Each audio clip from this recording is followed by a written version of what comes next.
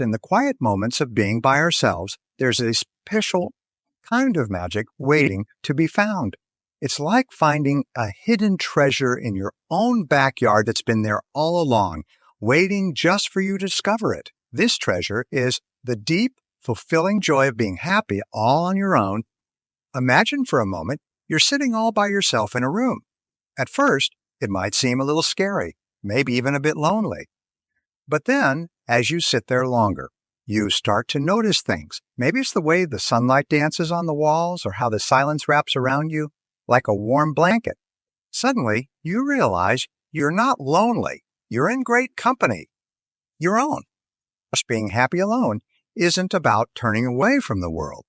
It's about turning towards yourself so much that you find a world within you just as rich and interesting as the one outside. It's about knowing that you can be your own best friend, someone who's always there for you, cheering you on, ready to explore new adventures together. For how do we get there? How do we find this treasure? It starts with small steps. Maybe it's spending an afternoon doing something you love just for the joy of it, or learning something new that you've always been curious about. It's about filling your own cup first, so you're not thirsty for validation or happiness from others. So along the way, you might stumble upon some rocks. You might feel a bit lonely or doubt if you can really be happy on your own. That's okay. It's all part of the journey. Each time you choose to keep going, to find joy in your own company, you're planting a garden of happiness within yourself. And like any garden, it needs time, patience, and a lot of love to grow. Remember, the most amazing people in history found their deepest insights and joys in moments of solitude. They show us that being alone doesn't have to mean being lonely. It can mean being fully alive, deeply in tune with who you are and what makes you happy.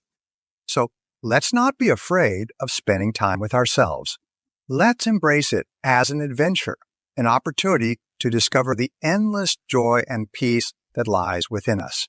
Let's be brave and start this journey today, knowing that in this journey, we're not just finding happiness.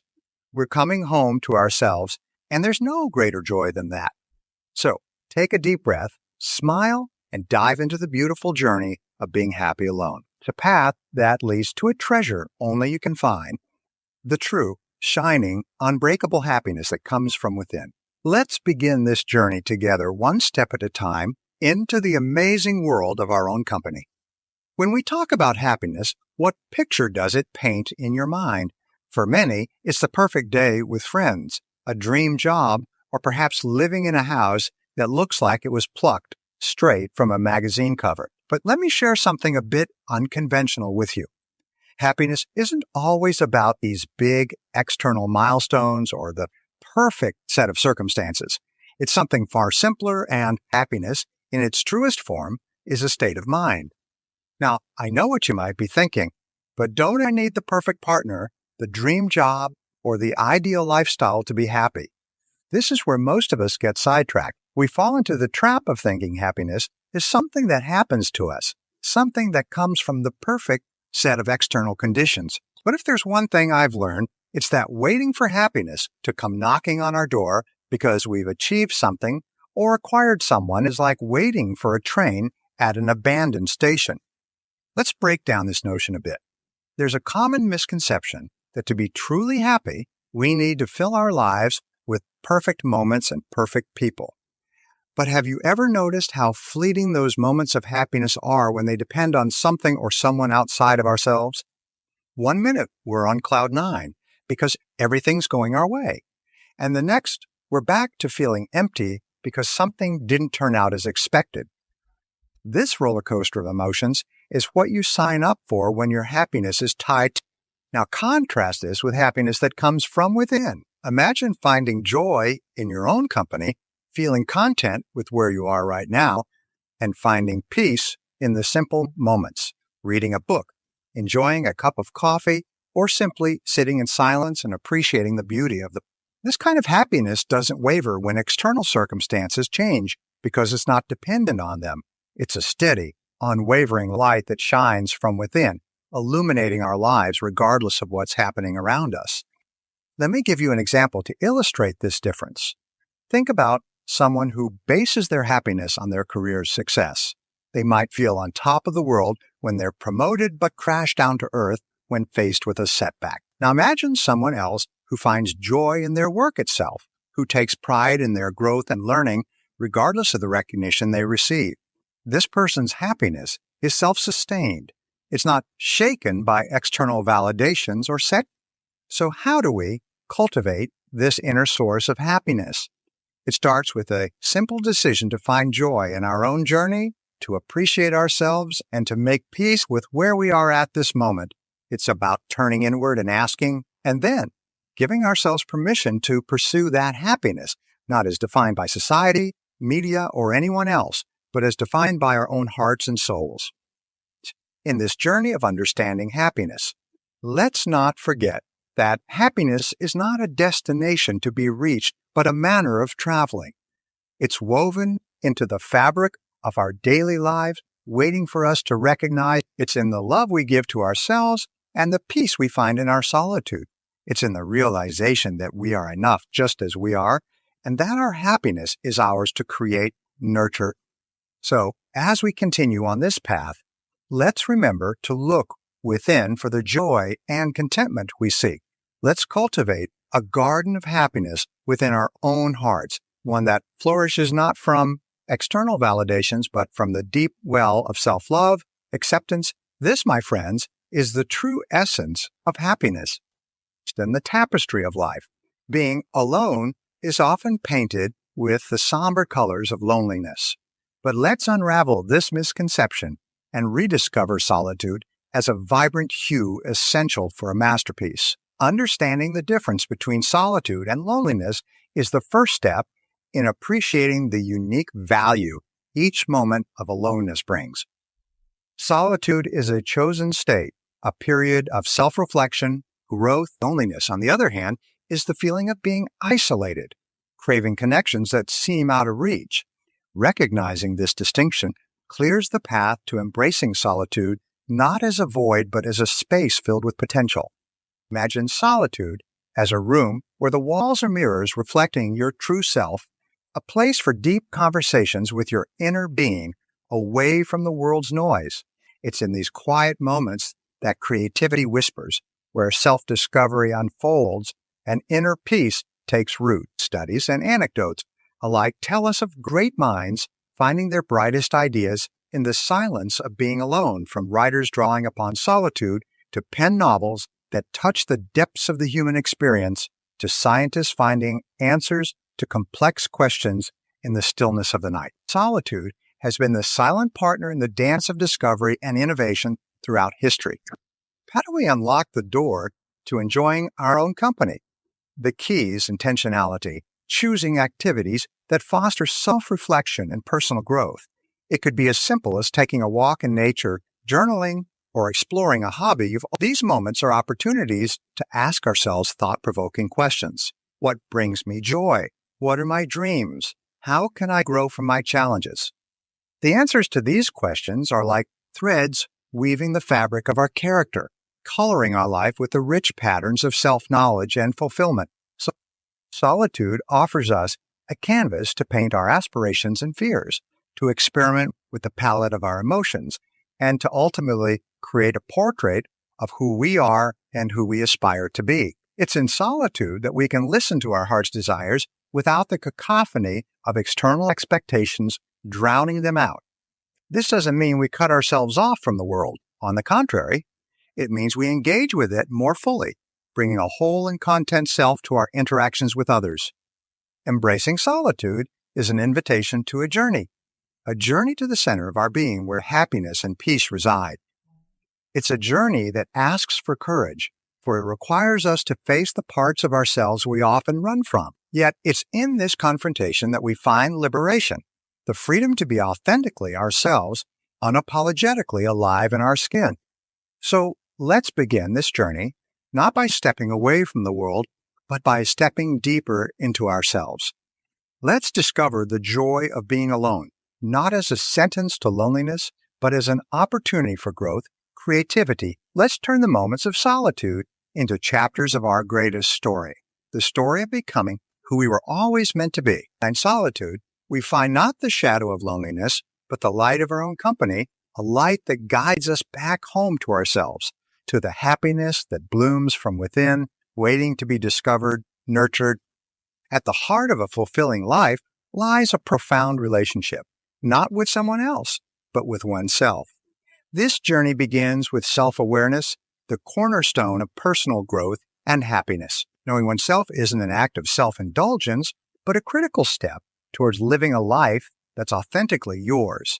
It's about peeling back the layers to discover your true interests, values. Imagine being a detective in your own life, uncovering clues about what truly makes you tick. It's a fascinating journey that never ends, for as you grow and change, so too do the depths of your inner self. Yet, as we embark on this journey of self-discovery, we must do so with kindness and compassion. Often, we are our own harshest critics, berating ourselves for our shortcomings and failures. But what if we treated ourselves with the same kindness and understanding we offered to a good friend? Self-compassion is not about making excuses for our mistakes, but about recognizing our common humanity. Everyone stumbles, everyone has weaknesses, and it's through embracing these imperfections that we find strength and resilience. And by practicing self-compassion, we create a space for personal growth and happiness that's based on love and acceptance, not judgment and criticism. Gracing self-improvement is a natural progression of building a relationship with oneself.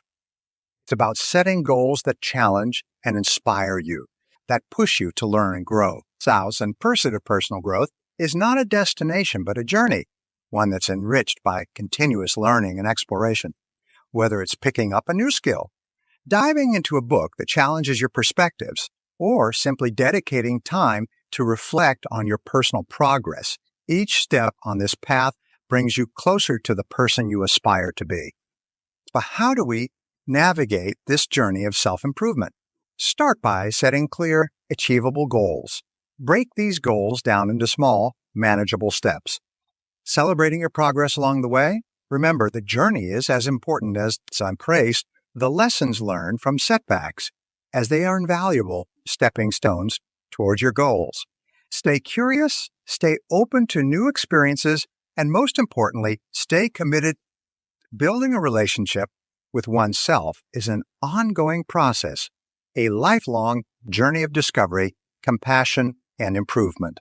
It's about waking up each day and choosing to invest in yourself, to prioritize your well-being, happiness. This journey is personal and unique, a path that only you can walk, but one that leads to a rich, fulfilled. So let's take this step together with the understanding that being kind to ourselves, knowing ourselves deeply, and continually striving to grow are not just acts of self-love, but acts of courage. Let's embrace the journey of building a relationship with ourselves, for it is in this relationship that we find the keys to a life well lived, filled with joy, purpose, and endless possibilities. In navigating the journey of life, obstacles to happiness often appear as towering mountains, casting shadows over our path. Yet, it's not the presence of these obstacles that defines our journey, but how we choose to confront and identifying these barriers. Fear, self-doubt, and the habit of comparison is the first step towards reclaiming our joy. Fear, a formidable adversary, often whispers doubts into our ears, telling us stories of impending failure and disappointment. It's a natural response wired into our very being for survival. However, when it comes to pursuing happiness, fear can be a misleading guide, steering us away from potential joy and fulfillment. Similarly, self-doubt creeps in, eroding our confidence, making us question our worth. And then there's the comparison trap, a modern-day pitfall exacerbated by social media, where we measure our behind the scenes against everyone else's highlight reels, inevitably feeling inadequate. So, how do we dismantle these barriers? The answer lies in cultivating a mindset of positive thinking, resilience, and perseverance. Positive thinking isn't about ignoring life's problems, but facing them with an attitude that allows us to remain hopeful and focused on solutions. It's about acknowledging our fears and doubts, yet choosing to believe in our capacity. Resilience, the ability to bounce back from setbacks, is like a muscle that strengthens with use. Every challenge we face and overcome fortifies our resolve and confidence, teaching us that we are more capable and perseverance. The steadfast pursuit of our goals, despite difficulties, is the fuel that propels us forward, ensuring that we don't give up on ourselves and our pursuit of happiness. Consider the story of a woman who, after a series of failed relationships and career setbacks, found herself engulfed in self-doubt and loneliness. She could have succumbed to despair, yet she embraced solitude, using it as a foundation for self-discovery and growth. She explored new hobbies, volunteered, and traveled alone, discovering joys and strengths she never knew she had. So over time, her confidence blossomed, and she built a life filled with happiness that was not dependent on external validation, but rooted in self-acceptance. Her journey reminds us that happiness is not a destination, but a manner of traveling through life, embracing each experience as an opportunity for growth. To embark on this path of overcoming obstacles to happiness, start by identifying your fears and doubts. Write them down, confront them, and then, one by one, challenge them. Replace negative self-talk with affirmations that affirm your worth. Surround yourself with people who uplift and support you, distancing yourself from comparisons and negativity. Most importantly, embrace challenges as opportunities to learn and grow, knowing that each step forward, no matter how small, is a step towards a happier, more fulfilled you. In conclusion, overcoming obstacles to happiness is not about eradicating fear, self-doubt, or the tendency to compare ourselves with others. It's about learning to navigate these challenges with grace, resilience, and a pot. It's about building a relationship with ourselves that's grounded in compassion, understanding us as we journey through life. Let's remember that happiness is within our reach, waiting for us to overcome the obstacles that stand in our way and to embrace the joy that lies on the other side. It's in the garden of life, happiness blooms from seeds we plant and nurture every day. Cultivating happiness isn't a grand, elusive scheme. It's woven into the fabric of our daily habits, the relationships we cherish. Let's start with the daily habits that serve as the soil for our happiness to grow. Gratitude, mindfulness, and physical activity are not just actions, but invitations to a richer, more content life. Gratitude shifts our focus from what's missing to the abundance that's already. It's as simple as starting or ending your day by jotting down 3 things you're thankful for. This practice transforms our perception, coloring our world with a hue of positivity. Mindfulness, the art of being fully present, reminds us that happiness is not a destination, but a journey.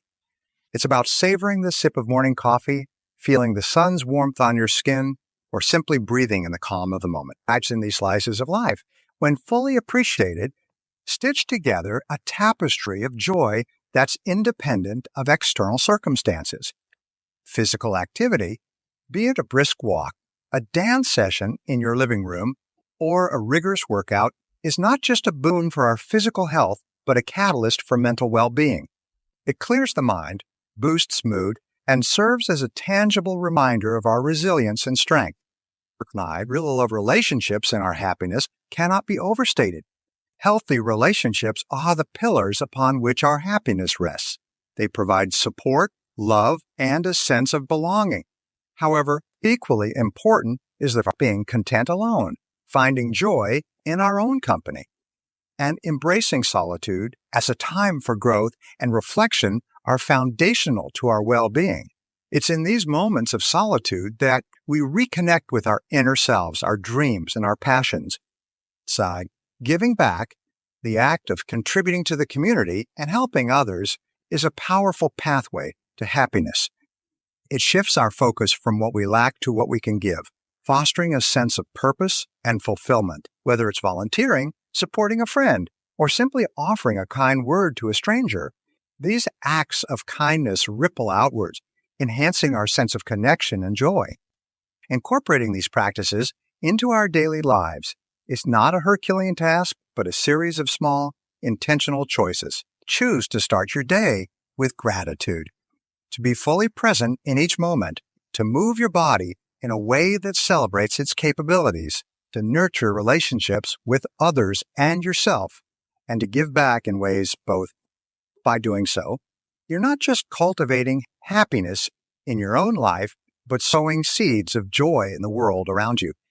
And remember, the pursuit of happiness is not a solitary journey, but one we share with those around us. So, as we embark on this path together, let's uplift each other, share our light, and collectively nurture a garden where happiness blossoms for all.